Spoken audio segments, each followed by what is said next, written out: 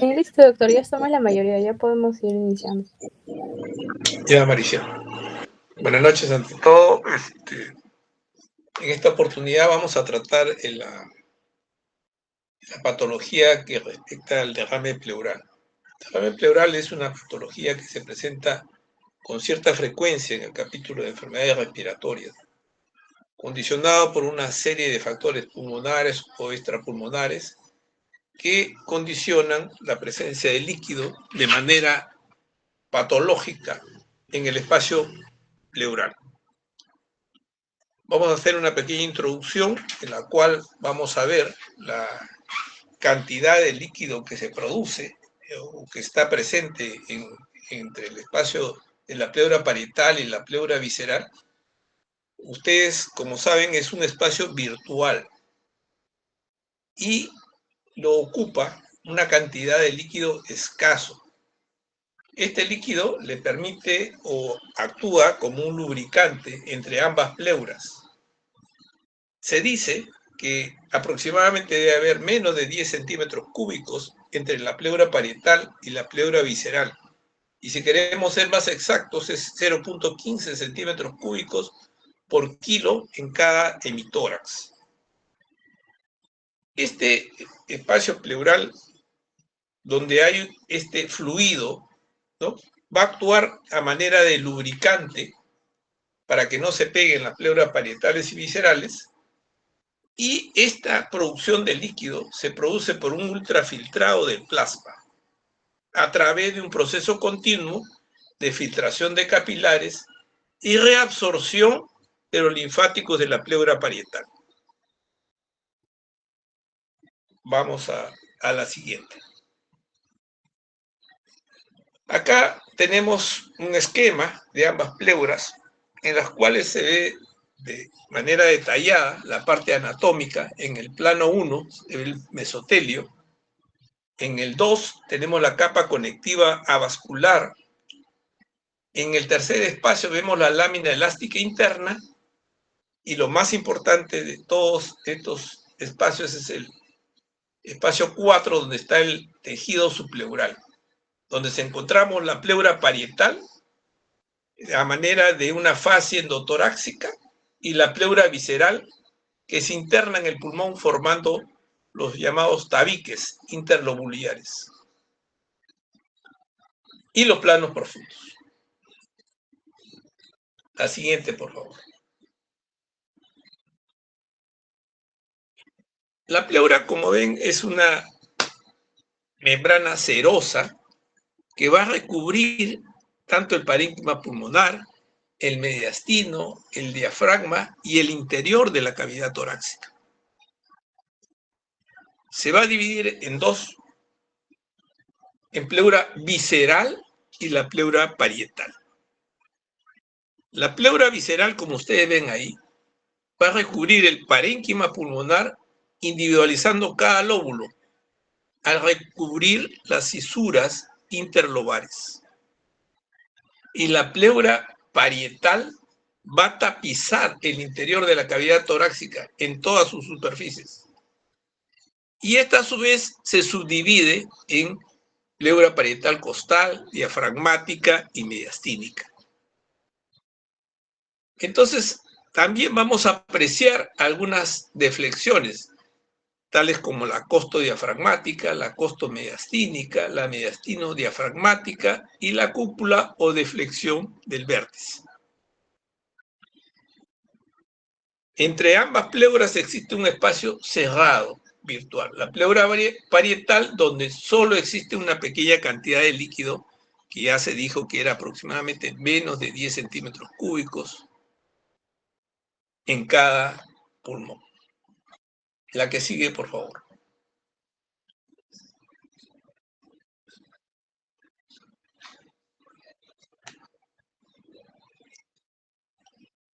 Aquí vemos de manera esquemática un pulmón en los cuales vemos la pleura, el espacio pleural de la pleura parietal y visceral, el parénquima pulmonar y una lesión, en este caso en el parénquima pulmonar, acompañada de una efusión o un derrame pleural, resultado de un proceso infeccioso, y el diafragma, que es su límite. La circulación linfática va a ser la que tenga un rol primordial en la absorción de los líquidos, las células y partículas del espacio pleural. Y este drenaje linfático de ambas superficies es diferente. El sistema linfático parietal es la principal vía por la cual el líquido sale del espacio pleural, sobre todo a nivel de las zonas en declive.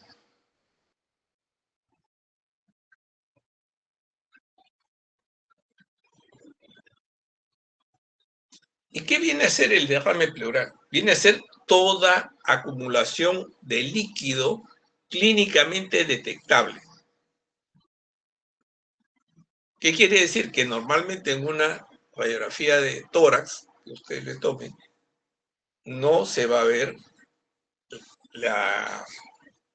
el líquido que normalmente se encuentra entre la pleura parietal y visceral en los pacientes normales, o sea que es aproximadamente 10 centímetros cúbicos o menos, no es detectable a través de una radiografía.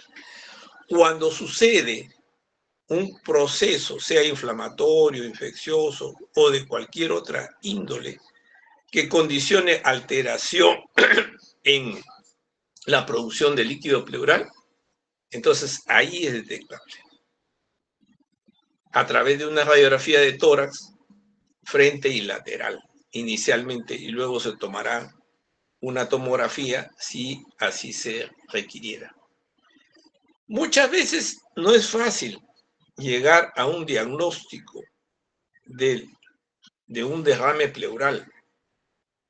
Hay que hacer varios estudios para llegar a este diagnóstico y muchas veces tenemos que llegar a una biopsia de pleura con la cual obtenemos el 90% del diagnóstico. Esta presencia de líquido anormal es siempre patológico, sea por diversas causas que se presentan. Pueden ser estas causas pulmonares o extrapulmonares. ¿Cuál es el examen de elección para llegar a un diagnóstico? La toracocentesis. La toracocentesis nos da aproximadamente un diagnóstico en un 70 a 80%. Y a su vez nos sirve para excluir algunas patologías graves que se pueden presentar. La que sigue, por favor.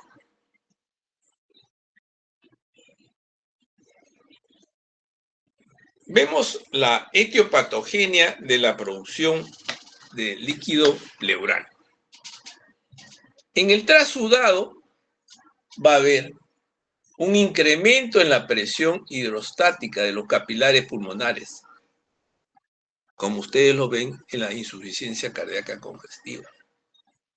Va a haber una disminución de la presión oncótica que se produce en aquellos pacientes desnutridos que están con hipoalbuminemia. Va a haber un incremento del líquido intersticial pulmonar que se presentan en las tromboembolias pulmonares. Va a haber una disminución de la presión pleural que se presentan en las atelectasias. Todos estos mecanismos conducen a la presencia de un trasudado. Va a haber un incremento de la permeabilidad vascular o pleural que se presentan en las neoplasias, en las neumonías, con derrame paraneumónico. Va a haber una obstrucción al flujo linfático. Va a haber una ruptura vascular torácica que se producen por traumatismos torácicos, tipo hemotórax. O va a haber una rotura del conducto torácico condicionando quilotórax. Todas estas etiologías dan lugar a un exudado. La que sigue, por favor.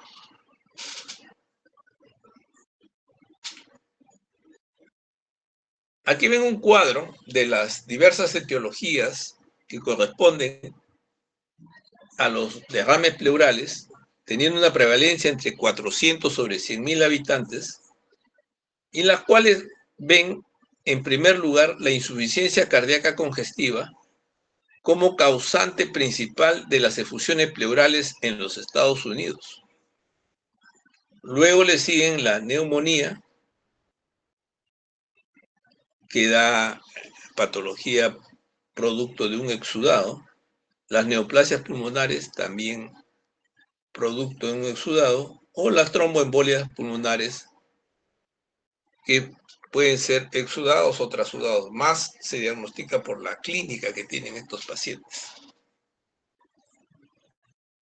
Entonces, como ven ahí, las causas de efusión pleural o derrame pleural son múltiples, en las cuales tenemos que separar dos grandes rubros, ¿no? Si es trasudado o es exudado. Y muchas veces debemos darle una interpretación adecuada a estos exámenes. Tenía una paciente joven de 24 años con una efusión pleural derecha, en la cual se le hizo, presentaba básicamente tos, dolor torácico y fiebre 2 días. Se le toma una radiografía, inicialmente se encuentra un derrame pleural derecho, se le toma una tomografía y corrobora el derrame pleural, en la cual se veía una consolidación adyacente. Entonces se le hacen los estudios y uno de los familiares decide llevar el examen de ADA, la adenosíndiaminasa, a un laboratorio X, en la cual el ADA, que tenía un rango entre 30 y 40, sale con un valor aproximadamente de 56. Y en el laboratorio que les recomendé, que es de más de confianza, esa es otra de las cosas que tienen que tener en cuenta, salía un ADA en 30. Entonces, ambos eran exudados. La tomografía revelaba que había una consolidación más derrame. Eso implicaba que probablemente el diagnóstico sea una neumonía acompañada de un derrame paraneumónico de etiología bacteriana, no tuberculosa. Se le instaló tratamiento de amplio espectro, mejorando a la paciente a los 7 días con una reabsorción del líquido de casi 70%. Como ustedes ven, los casos no son tan fáciles, hay que evaluar varias cosas y sobre todo la clínica del paciente, la tomografía y la evolución del paciente. Vamos a ponernos en el otro contexto, que esto no fuera bacteriano, podía ser tuberculoso de acuerdo al laboratorio, en cuyo caso, con el tratamiento bacteriano a los 7 días no hubiese cambiado nada la cantidad de líquido pleural que estaba presente y hubiera seguido la sintomatología, incrementándose muchas veces. Bueno, la que sigue, por favor.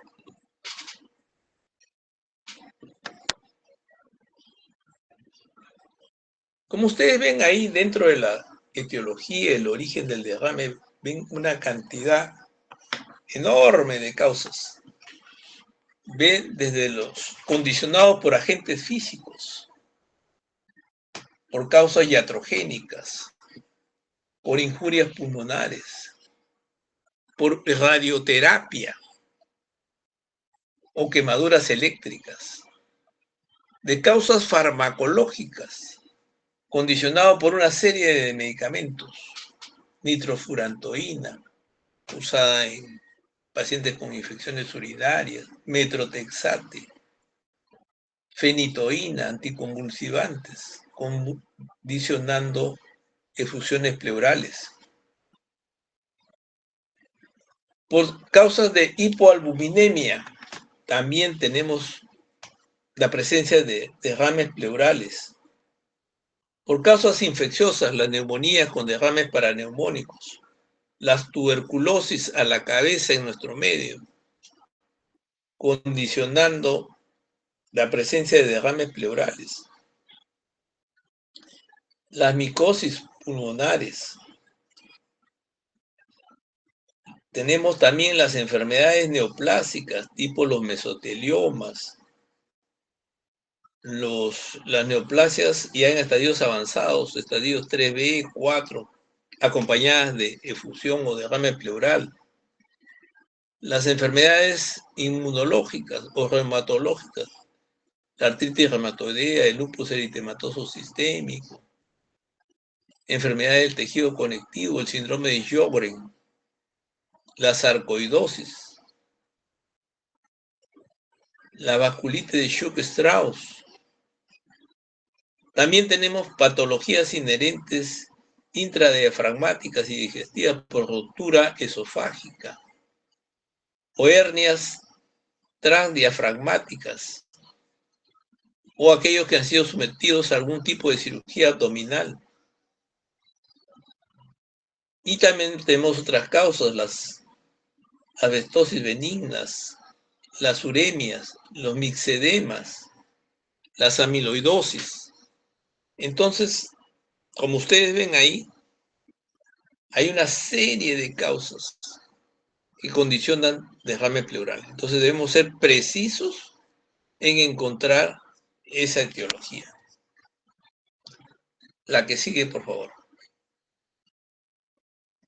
Acá vemos un cuadro de manera esquemática entre los dos grandes rubros, que son el trasudado y el exudado. Dentro de las patologías de derrame pleural exudado más comunes, tenemos la falla del ventrículo izquierdo, insuficiencia cardíaca congestiva, cirrosis hepática, hipoalbuminemia o en aquellos que están sometidos a diálisis peritoneal. Y las menos comunes, hipotiroidismo, síndrome nefrótico, estenosis mitral, embolismo pulmonar. Y dentro de las causas raras, pericarditis constrictiva, obstrucción de la vena cava superior, síndrome de Meigs.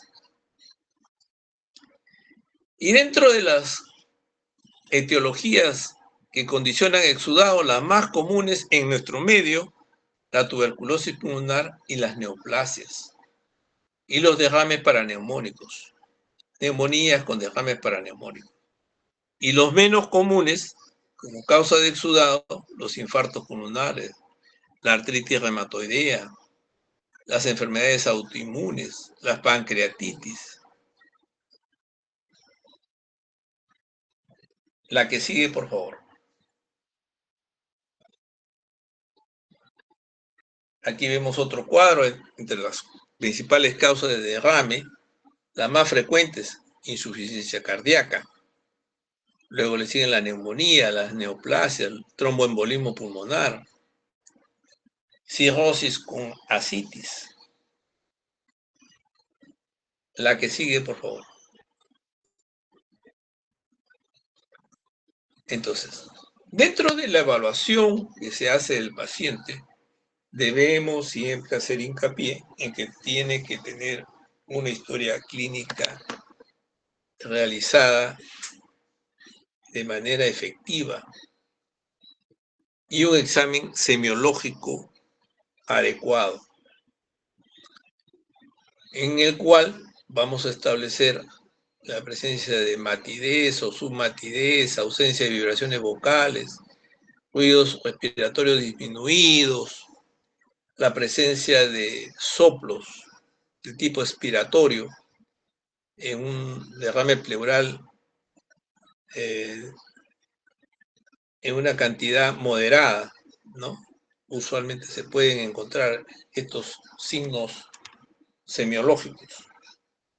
Vamos a encontrar muchas veces incurgitación venosa, edema de miembros inferiores que sugieren la presencia de insuficiencia cardíaca. Vamos a encontrar tromboflebitis que sugieren un probable tromboembolismo pulmonar, adenopatías y hepatoesplenomegalia, También vamos a encontrar ascitis, probables hepatopatías, como causantes del derrame pleural. Siempre debemos, en estos casos, pedir una radiografía de tórax, siempre les hago hincapié, posterior anterior y lateral, señores. Y se puede agregar una ecografía en el caso de que haya escaso líquido, y si el examen de elección es una toracocentesis, tendrán que cuantificar la cantidad de líquido que se encuentra en el pulmón, perdón, en la pleura, para ver si es tributario de poder extraer ese líquido y no condicionar una iatrogenia con esta toracocentesis. Entonces, muchas veces en estos pacientes con líquido pleural escaso, o a veces se tabica ya con la cronicidad del cuadro de derrame pleural, entonces hay que pedir necesariamente una ecografía o una tomografía. ¿Y a qué iba el hincapié de las radiografías laterales? Y siempre les hago hincapié en esto. En una oportunidad, estando en emergencia, llega un paciente joven de 25 años con un diagnóstico de un derrame pleural derecho. Lo transferían de Cerro de Pasco. Se le recibe en emergencia. El paciente, sus funciones vitales estaban normales, frecuencia respiratoria 18 por minuto, no tenía taquicardia, saturaba 96, 97, ¿no? Y traía una radiografía en la cual se veía velado todo el pulmón derecho. No había desplazamiento del mediastino hacia el lado contralateral. Le tomamos una nueva radiografía en emergencia, igual se veía el mismo patrón, estaba velado todo el lado derecho, sin desplazamiento del mediastino hacia el lado contralateral.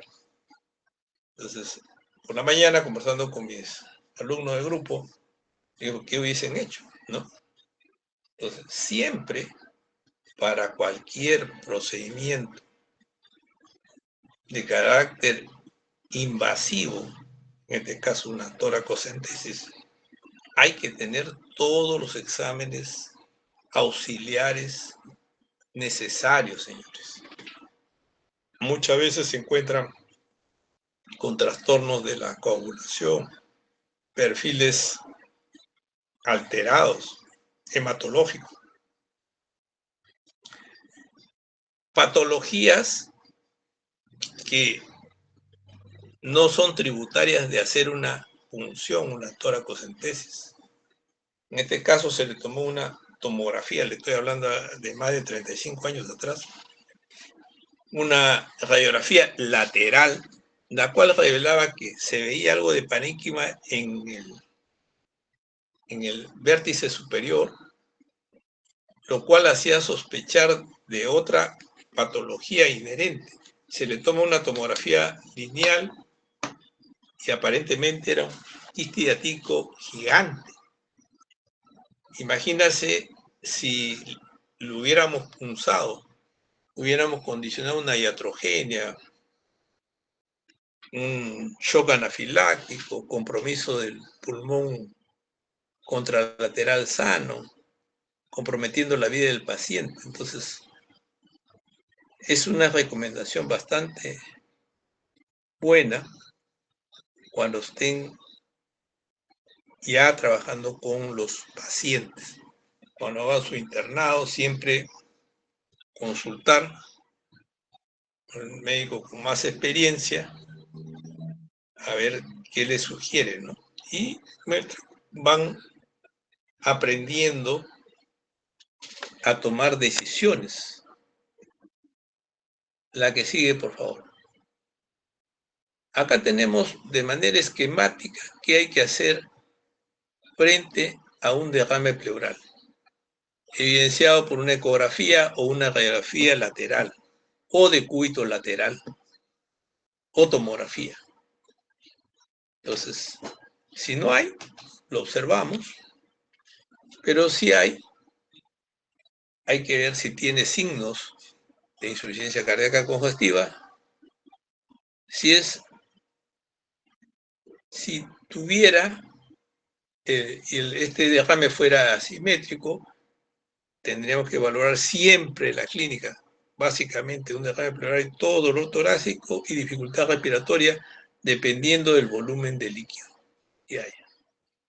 Entonces, si hay presencia de líquido, se procede a hacer la toracocentesis y enviar las muestras respectivas para citológico, bioquímico, ADA, PAP, biopsia y BK.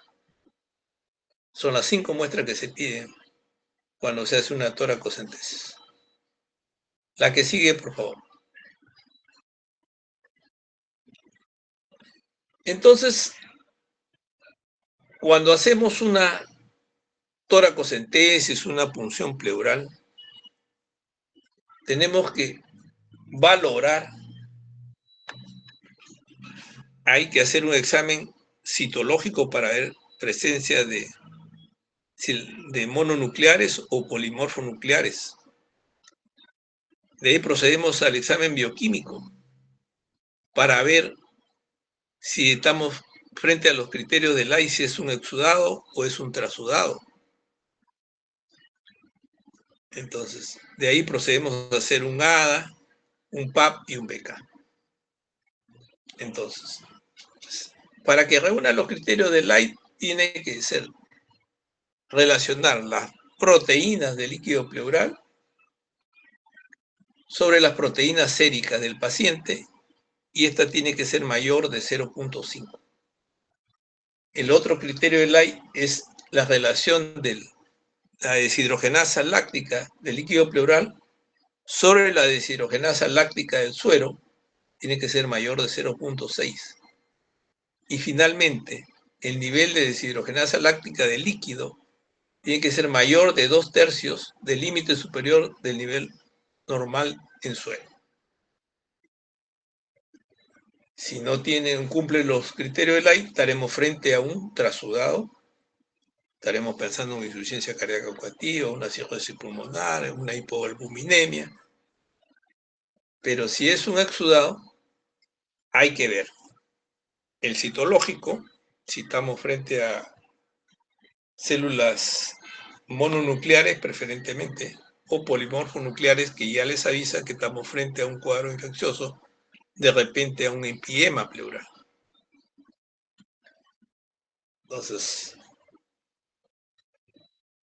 y uno de los exámenes principales es hacer el ADA en líquido pleural, la adenosíndiaminasa, y el PAP en líquido pleural, para ver si hay presencia de células neoplásicas, y finalmente un BK en líquido pleural. La que sigue, por favor. ¿Qué consecuencias fisiopatológicas se producen por este derrame pleural? Va a haber alteraciones en la fisiología respiratoria. Va a haber una disminución de la capacidad pulmonar total, una disminución del volumen residual, un desequilibrio, una alteración de la ventilación-perfusión, hay una disfunción de los músculos respiratorios y una alteración de la función cardíaca. Todo esto lleva a hipoxemia. La que sigue. Entonces nosotros tenemos que estandarizar nuestro estudio, si estamos frente a este derrame pleural, haciendo una buena historia clínica. Establecer un diagnóstico, hacer un examen semiológico adecuado y pedir los exámenes de laboratorio pertinentes, desde un hemograma, cómo está su perfil de coagulación, cómo están sus plaquetas, antes de proceder a hacer cualquier procedimiento, por favor, y pedir cuando fuese necesario, una ecografía si el líquido es escaso, está tabicado, o una tomografía, para de repente encontrar algunas otras lesiones adyacentes que puedan sugerir determinada patología. Entonces, hacer una buena historia clínica, un buen examen semiológico, solicitar los exámenes de laboratorio pertinentes y las imagenología, una radiografía de tórax, una tomografía, una ecografía. La que sigue, por favor. En la historia clínica, básicamente, en un derrame pleural hay tos no productiva, dolor torácico y dificultad respiratoria de acuerdo a la cuantía del derrame. La que sigue, por favor. Ah, me olvidaba, en la semiología van a encontrar disminución del murmullo vesicular o abolición del murmullo vesicular, hay submatidez o matidez, ¿no? Y a veces hay presencia de un soplo de tipo expiratorio, soplo en E. Entonces, lo que vemos cuando nos encontramos frente a esta patología de derrame pleural es hacer una buena historia clínica. ¿Sí? Si este paciente lo reciben por emergencia y hay algo que sugiera que la presencia de derrame pleural o velamiento de un pulmón ha sido por causas traumáticas, de repente un accidente de tránsito, una caída que ha tenido el paciente, un golpe que ha recibido en el tórax, de repente una herida condicionada por un disparo, una bala. Entonces, estos podrían condicionar derrame pleural de tipo hemotórax en el caso de traumatismos. Pueden ser por causas de...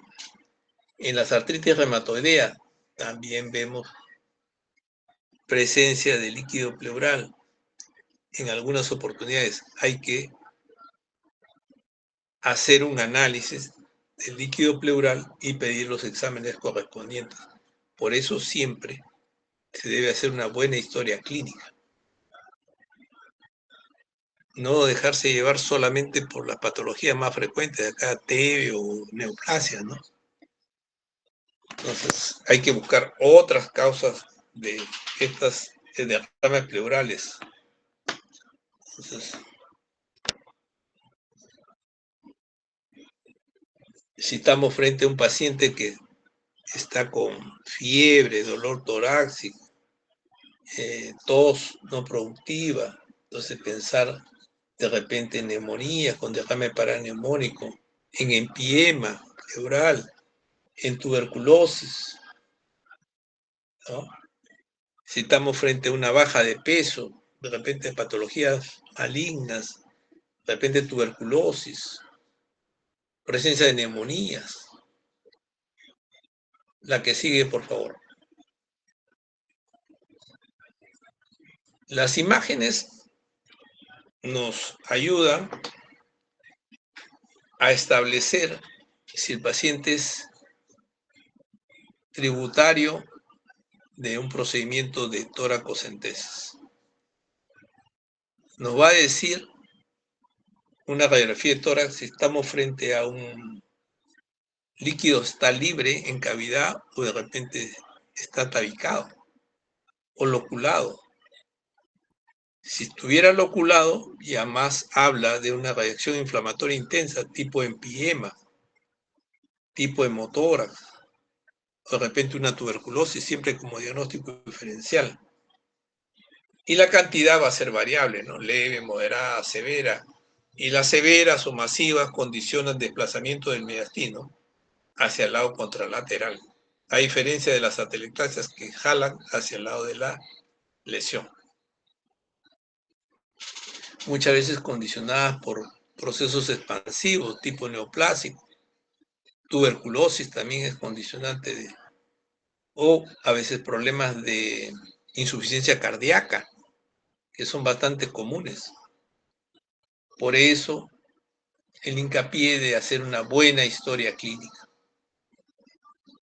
La que sigue, por favor.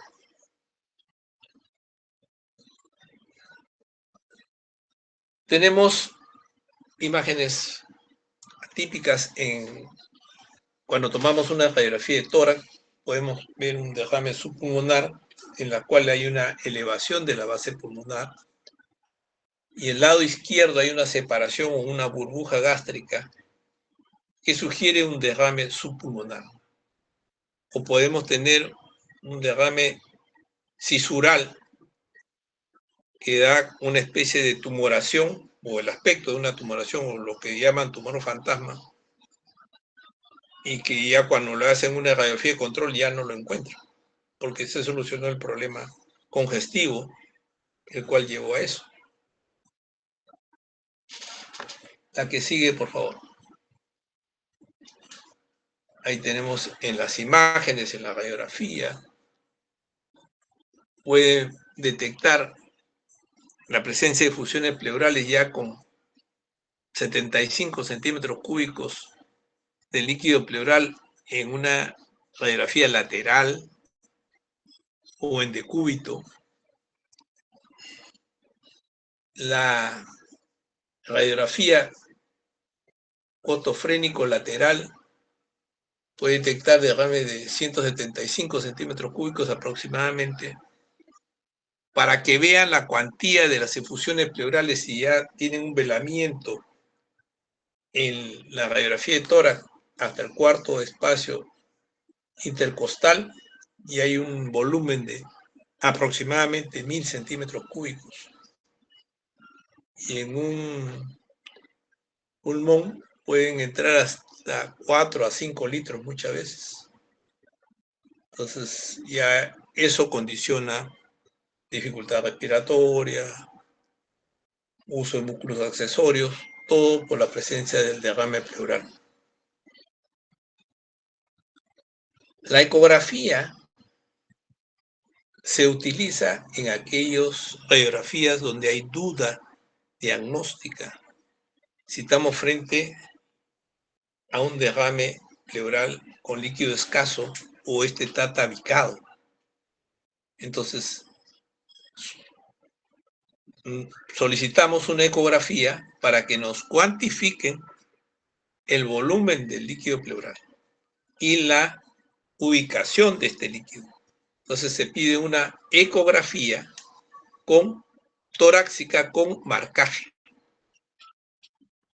Entonces le van a marcar el sitio de la punción y ahí van a hacer la toracocentesis.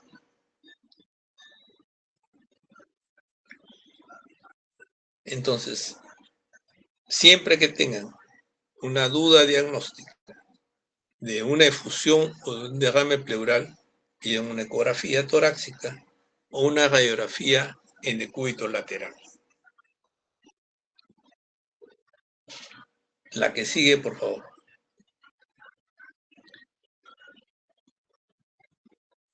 Entonces, cuando tenemos líquido pleural escaso, tenemos que recurrir a las tomografías torácicas. Y la tomografía torácica, aparte de valorar la cantidad de líquido pleural que existe, nos va a dar información adicional. De repente hay nódulos pleurales, hay engrosamiento pleural, hay infiltración de la pared, hay alguna tumoración o una masa pulmonar, hay atelectasia. Todo esto va a conllevar a que ese derrame pleural, lo más probable es que sea maligno. Mide toda la información que puede dar una tomografía en establecer un diagnóstico etiológico simplemente viendo las imágenes. O sea, sugiere que probablemente este derrame sea de etiología maligna.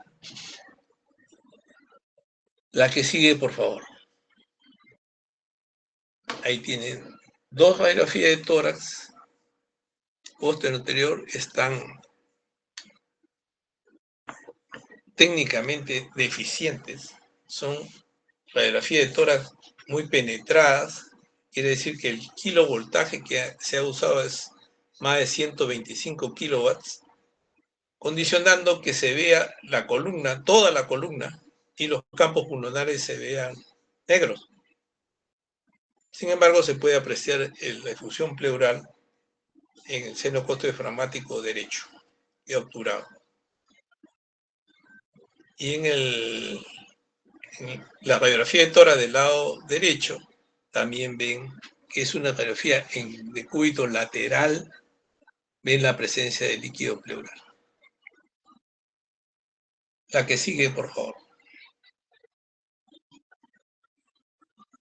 Ahí ven otra radiografía al lado izquierdo con una efusión pleural subpulmonar que les comentaba, ¿no? Y la del lado izquierdo con un derrame donde hay un nivel en el lado derecho.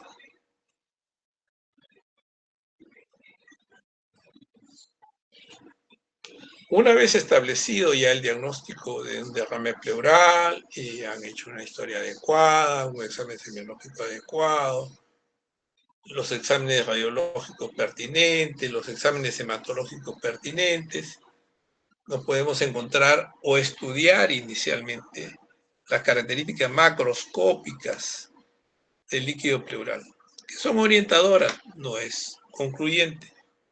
Si estamos frente a un líquido turbio, vamos a encontrar la presencia de pus, con el líquido con mal olor, se harán los cultivos correspondientes si estamos frente a un empiema de tipo bacteriano o de tipo tuberculoso. El derrame pleural de tipo neoplásico puede ser amarillo citrino, puede ser cero hemático, puede ser hemático franco, pero lo que nos interesa es que en el estudio del líquido pleural se encuentren células neoplásicas, PAP, el líquido pleural. En las patologías en las cuales hay sospecha de colagenopatía, pedir el ANA, el ANCA correspondiente, si estamos frente a la presencia de un proceso específico, no, siempre pedir dentro de las muestras de líquido pleural, el BK, el líquido pleural. Si estamos frente a un kilotórax o un hemotórax, entonces veremos la presencia de sangre, ¿no? Y siempre, como le hago hincapié, la historia clínica es la que juega. Usualmente son por procesos traumáticos el hemotórax. La que sigue. Entonces, cuando tenemos el líquido pleural, hacemos una toracocentesis y damos una primera apreciación macroscópica. Tenemos un líquido amarillo tenue, claro, en un paciente que tiene algún problema cardiovascular, de repente es hipertenso, ha tenido cuadros de edema de miembros inferiores, entonces el líquido es amarillo claro, lo más probable es que estemos frente a un trasudado. De todas maneras, ese paciente va a un estudio citológico, un estudio bioquímico, para ver si tiene los criterios de Light o no. Si no hay criterio de Light, estamos frente a un trasudado. No hay que ser concluyente solo viendo el estudio macroscópico del líquido pleural. ¿Ya? Tenemos los líquidos serohemáticos, que puede ser producto de un traumatismo, producto de una neoplasia, producto de una iatrogenia. También al hacer la toracocentesis debemos hacer el abordaje en el borde superior de la del arco costal, si lo hace en el borde inferior del arco costal, se va a encontrar con el PAN, que es el paquete nervioso, condicionando una iatrogenia y una obtención de líquido hemático. La que sigue, por favor. Entonces, en el análisis macroscópico vamos a ver si estamos frente a un líquido turbio, estamos frente a un empiema, o hay pus frente a un empiema. Líquidos lechosos, blanquecinos, pero sin mal olor. Tenemos que pensar en un quilotórax o un pseudoquilotórax. Si estamos frente a la presencia de un líquido viscoso, un mesotelioma, tipo pasta de anchoas, correspondiente a un absceso amediano. El olor también es característico. Usualmente los empiemas tienen mal olor, y más los anaerobios o bacterianos, ¿no? La que sigue. Entonces, son dos de los grandes rubros que tiene. O es exudado o es trasudado. Entonces, los trasudados principalmente se deben, o la mayor cantidad de veces la etiología es mayoritariamente por insuficiencia cardíaca congestiva, cirrosis hepática, ¿no? Hipoalbuminemia. Y en los exudados, causas infecciosas, neoplásicas, tuberculosas, ¿no? Condicionantes de este derrame pleural. La que sigue. Entonces, dentro de las causas de derrame pleural tipo trasudado, tenemos las insuficiencias cardíacas congestivas, la cirrosis hepática, los síndromes nefróticos, paciente en diálisis peritoneal, hipoalbuminemia, atelectasias, y los exudados tenemos enfermedades neoplásicas, ¿no? La tuberculosis, las neumonías con derrame paraneumónico. La que sigue, por favor.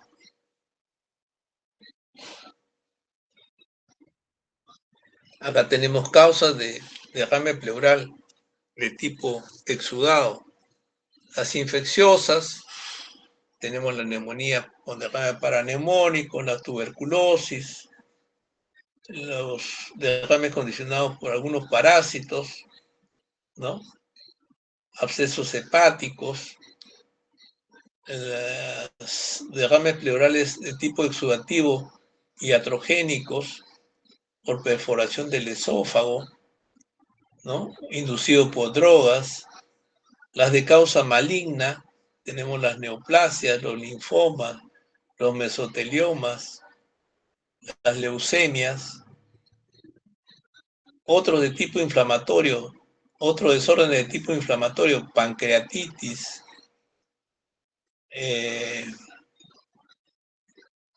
tromboembolismo pulmonar, los que han recibido terapia por radioterapia, mejor dicho, enfermedades del tipo conectivo, ¿no? Las anormalidades de tipo linfáticas, ¿no? Enfermedades malignas, y una serie de enfermedades que van a encontrar como causas del exudado. Por eso le digo, muchas veces tenemos que recurrir a la biopsia de pleura para llegar finalmente al diagnóstico. La biopsia de pleura nos da el 90% del diagnóstico. Acá tenemos los criterios de Light. Volvemos a destacar, tiene que cumplir uno de estos criterios: proteína de líquido pleural sobre proteínas en sangre mayor de 0.5, deshidrogenasa láctica en líquido pleural sobre deshidrogenasa láctica en suero mayor de 0,6 y los valores de deshidrogenasa láctica en líquido pleural que sea más de 2/3 el de sangre.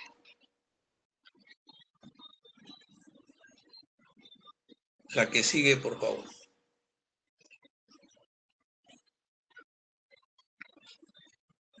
Otros exámenes que nos ayudan a diferenciar los exudados de los trasudados. Primero, los que han recibido tratamiento diurético, la furosemida, la hidroclorotiazida, pueden alterar los valores de proteínas en líquido pleural. Ejemplo, aquellos pacientes con insuficiencia cardíaca congestiva tratados con diuréticos van a condicionar alteración en estos valores. Y los derrames pleurales hemáticos. Entonces hay que hacer muchas veces otras determinaciones. La que sigue, por favor. Entonces, en estos pacientes tenemos que recurrir a otros valores tipo colesterol en líquido pleural menor de 60 miligramos por ciento, albúmina en suero y albúmina en líquido pleural mayor de ser 1.2 gramos por ciento y proteínas de líquido pleural menor de 1.3 gramos por ciento, lo cual nos indica que estamos frente a la presencia de un trasudado. La que sigue, por favor.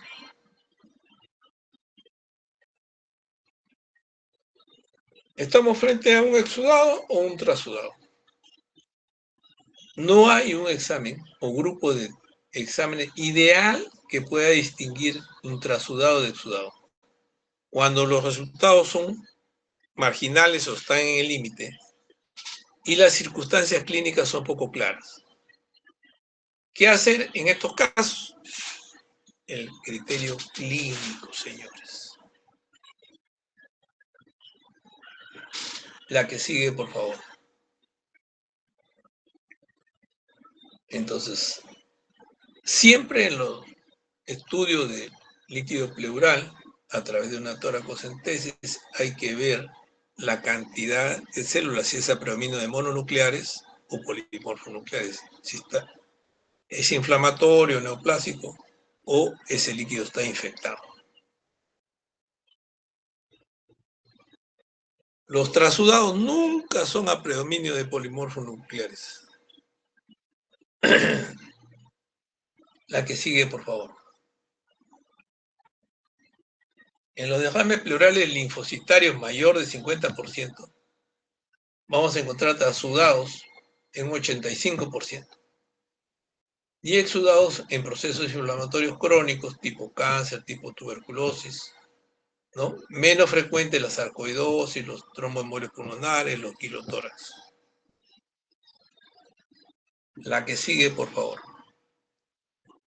En los derrames pleurales de tipo eosinofílico, más del 10%, 75% corresponden a cuadros infecciosos, TB, neoplasias.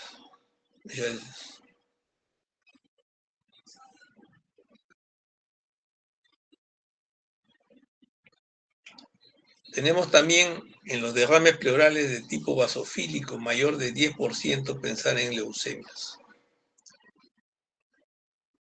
La que sigue, por favor. En el recuento celular tenemos que ver la presencia de hematíes. Si estamos entre 5.000 y 10.000 gramos por milímetro cúbico, puede ser de tipo serohemático. Si es mayor de 10.000 por milímetro cúbico, estamos en la posibilidad de que estos sean postraumáticos. 60% de ellos pueden ser debidos a una tromboembolia pulmonar. 40% pueden corresponder a derrames pleurales malignos. Y si son más de 100.000 por milímetro cúbico, o sea, francamente hemáticos, podemos estar en la presencia de una neoplasia o de una tromboembolia pulmonar. La que sigue, por favor.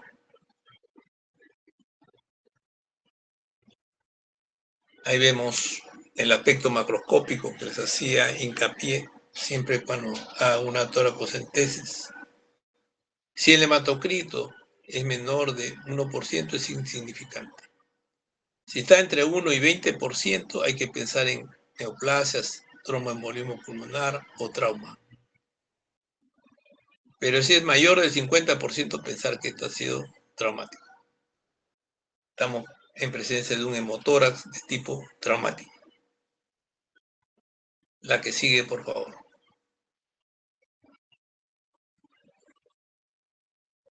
El pH también se valora, pero no es un patrón muy confiable. La que sigue, por favor. Los cultivos sí son necesarios, sobre todo en aquellos líquidos pleurales en la cual hay presencia de polimorfonucleares predominantemente. Entonces se le hará un gran cultivo, ¿no? Y el cultivo para gérmenes comunes, cultivo para TB, cultivo para lo que están sospechando como etiología de ese derrame pleural. La que sigue, por favor.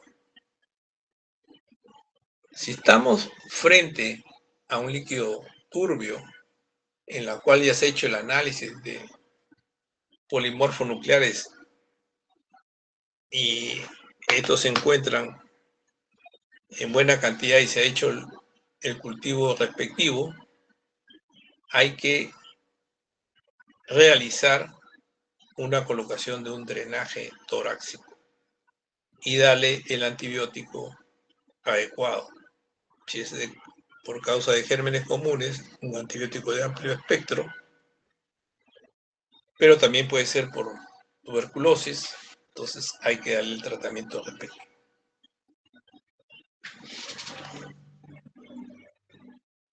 El ADA es un parámetro que tiene mucho valor, la adenosina acá en nuestro medio, sobre todo para pacientes con tuberculosis, dependiendo de la escala.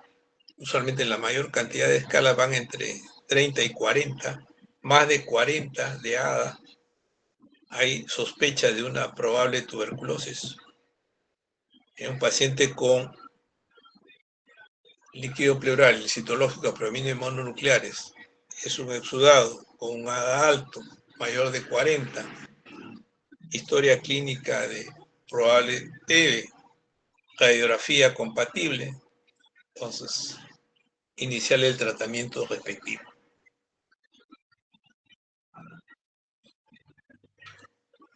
Todos estos valores de ADA, de citológico, son orientadores, señores. Entonces, predomina acá la clínica. Y si hay alguna duda diagnóstica, se realizará la biopsia de pleura respectiva. Muchas veces tenemos que recurrir a toracoscopías con biopsias dirigidas de pleura para llegar al diagnóstico etiológico.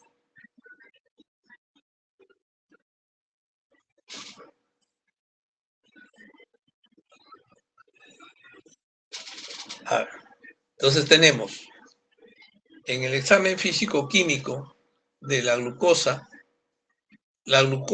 en líquido pleural estará disminuida, todo lo que hace pensar en la posibilidad de un empiema, un derrame pleural asociado a artritis reumatoidea, un derrame pleural maligno, una tuberculosis o un lupus eritematoso sistémico. La que sigue, por favor.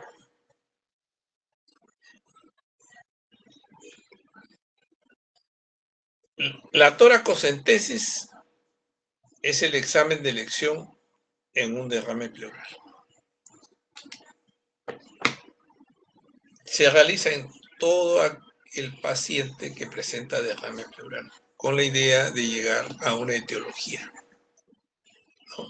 Esta puede ser de diversos tipos, neoplásica, infecciosa, tipo paraneumónico, ¿no? Entonces se valoran la clínica, la semiología, si cumple con los criterios del AI, cuánto está helada, si hay presencia de células neoplásicas en el líquido pleural y finalmente una biopsia de pleura.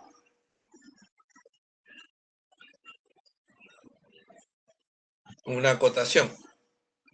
Paciente con derrame pleural complicado tipo empiema, no se realiza biopsia de pleura en ningún paciente con patología infecciosa de tipo empiema.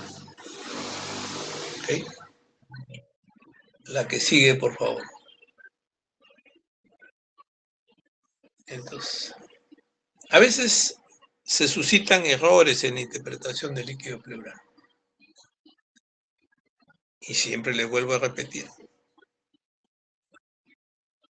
Muchas veces por autosuficiencia, ya tiene cierto tiempo en viendo esta patología, quieren hacer diagnósticos aventurados viendo las características del líquido macroscópico del líquido pleural. Entonces,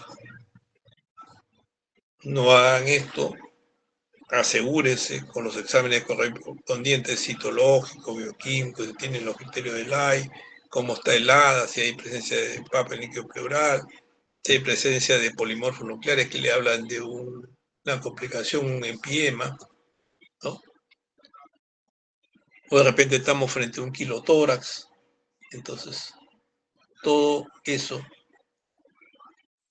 se tiene que recurrir para llegar a un diagnóstico. Y si estamos frente a un empiema pleural, hay que colocar un tubo de drenaje torácico para extraer la pus, el líquido pleural, los gérmenes condicionantes y darle el tratamiento antibiótico respectivo. Y si estamos hablando de un empiema, el tratamiento es entre 4 y 6 semanas de tratamiento antibiótico.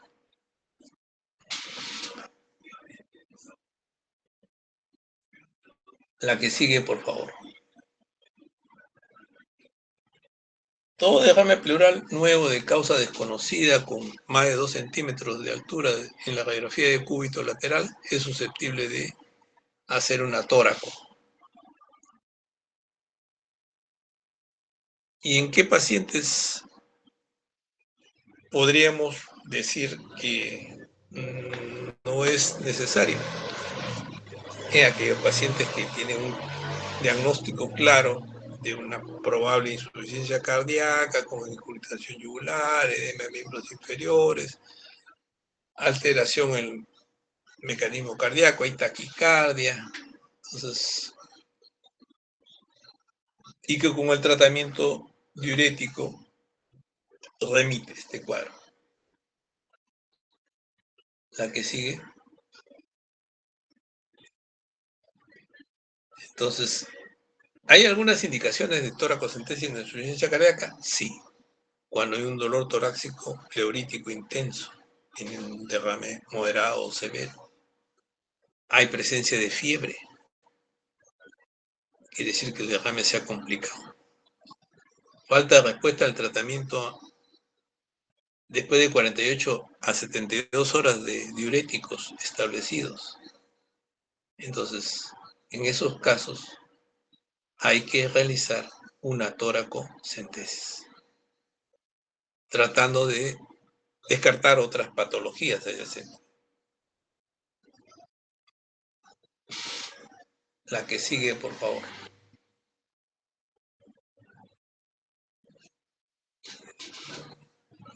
Hay contraindicaciones para hacer esta toracocentesis, sí las hay. Por eso siempre fíjense en la evaluación del hemograma, cómo están esas plaquetas. Si son menores de 25.000, ni hablar, ni lo toquen. Si tienen infección en el sitio de diagnóstico que imposibilita realizarle la toracentesis, no lo haga. Entonces, si tienen el perfil de coagulación alterado, no lo haga. Entonces, hay que tener bastante cuidado y seguir estas contraindicaciones o contraindicaciones relativas que hay. La que sigue, por favor. La biopsia pleural. La biopsia pleural viene a ser uno de los exámenes de elección para llegar a la etiología condicionante del derrame pleural. Y da el diagnóstico entre 90 y 95%. Entonces se van a tomar entre 4 y 8 muestras de biopsia y aprovechar ese procedimiento de biopsia de pleura con aguja de Abraham para también mandar algunas muestras para cultivo, sobre todo si se está sospechando en una probable tuberculosis.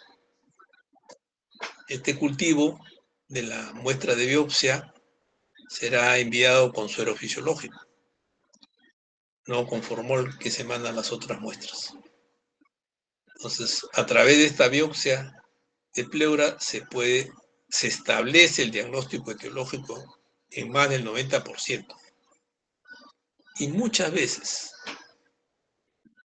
estas biopsias de pleura se obtienen resultados no concluyentes. O sea, se obtienen muestras de biopsia de pleura, pero salen negativas. Entonces ahí muchas veces se tiene que recurrir a las llamadas toracoscopías con biopsia de pleura dirigidas para obtener una biopsia de la zona afectada. La que sigue, por favor.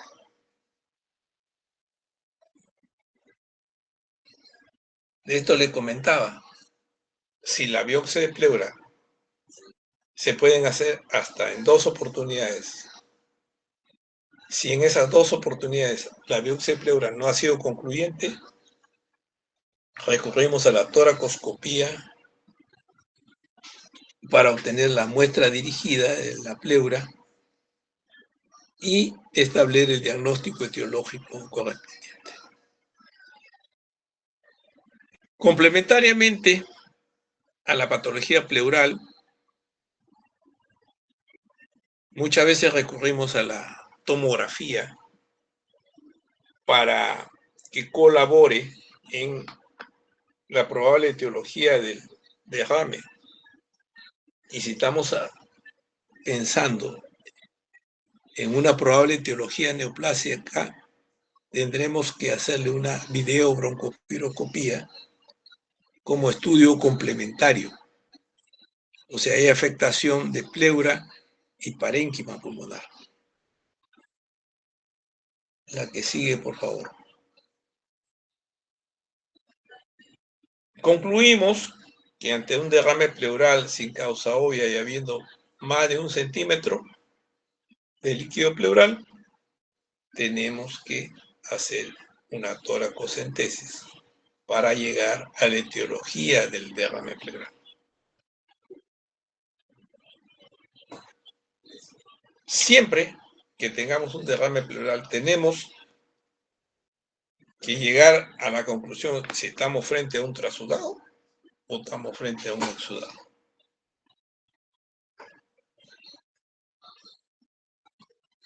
Y el exudado, ya tenemos que pedir los exámenes correspondientes, ¿no? Citológico, químico, ADA, PAP, BK y biopsia de pleura, para llegar al diagnóstico etiológico.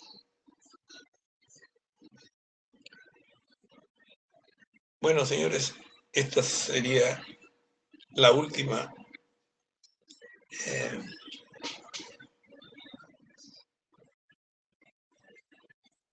Muchas gracias, conclusión doctor. del caso y ya nos vemos el lunes. El lunes también creo que va a ser virtual, ¿no? Sí, ¿Qué sabe? doctor. El lunes va a estar cerrada la facultad por las elecciones. Bueno, a mí no me toca el lunes, creo. O sí me toca. No, pero me parece que le toca al doctor Castillo. Creo que va a ser algo de De micosis. micosis, sí. Sí. Ya. Perfecto. Listo, doctor, muchas La gracias. clase mía que le debía de neumonía nosocomial la hago con la de síndrome mediastínico. Ya, doctor, está bien. Ese ¿Ya? día recuperamos las 2 clases, entonces. Gracias, Patricia. Gracias. Que vaya bien. Muchas gracias, doctor. Hola, doctor. Hasta luego.